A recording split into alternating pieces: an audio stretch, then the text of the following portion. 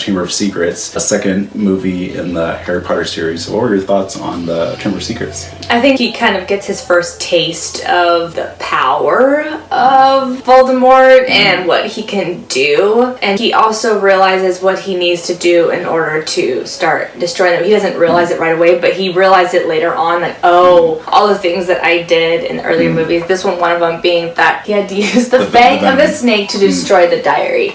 And I think it also just shows, oh, this is how I can start defeating him. But obviously he doesn't know there's other things he has to defeat as well. But I do like his going into the diary too. I think it shows a lot and it gives him more knowledge for later on. And things that he remembers. And I like how all the elements from these movies just continue to tie together.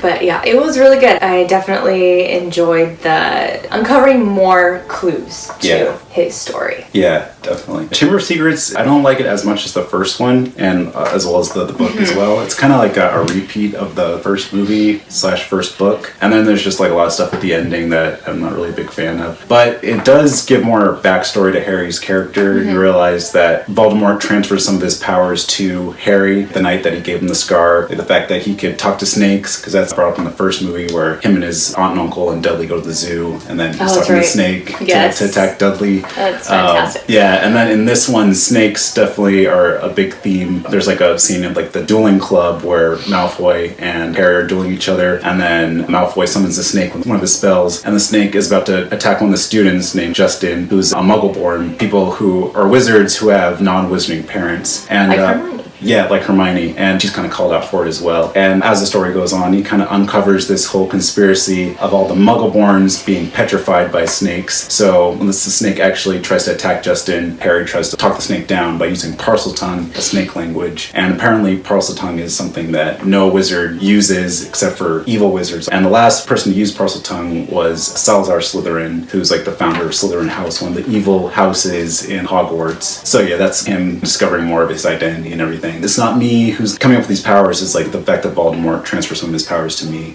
So it definitely does give a lot of backstory to his character. And then, as you said before, like Tom Riddle's diary, where Harry kind of goes back and discovers when the Chamber of Secrets was first opened and how a Muggle-born was killed, who turned out to be Moaning Myrtle. So yeah, it's definitely a little bit more like backstory. A lot of these storylines get brought up again later on in the series, but it definitely gives more history, more context to it's a good segue movie. Yeah, to both Harry and Voldemort. Yeah. So I think it's good. It's just not on my favorite. But I agree. But yeah, what are your thoughts on the actual chamber itself, when like Harry and Ron kind of discover the Chamber of Secrets is actually in the girls' bathroom, the very bathroom that Moaning Myrtle was killed in, because Harry sees a little snake symbol on the little faucet on the sink, and he speaks Parseltongue to it, and then suddenly the entrance opens up, and there's this big tunnel that leads in, and then him and Ron and Lockhart kind of go into the chamber to save Ginny. I think it's pretty genius to put it in a bathroom where all the girls are scared to go, because obviously bathrooms are where girls like to talk and congregate sometimes. So I think it's pretty genius, and to have Moaning Myrtle still in there, I mean, she's a very wacky character, so I can understand why girls wouldn't want to go in there. Yeah, exactly. But also, I think the boys are pretty brave for going into a girl's bathroom, but I think it's pretty genius, like, to hide something in there, because like girls would never find it. So I just think it's pretty genius of the author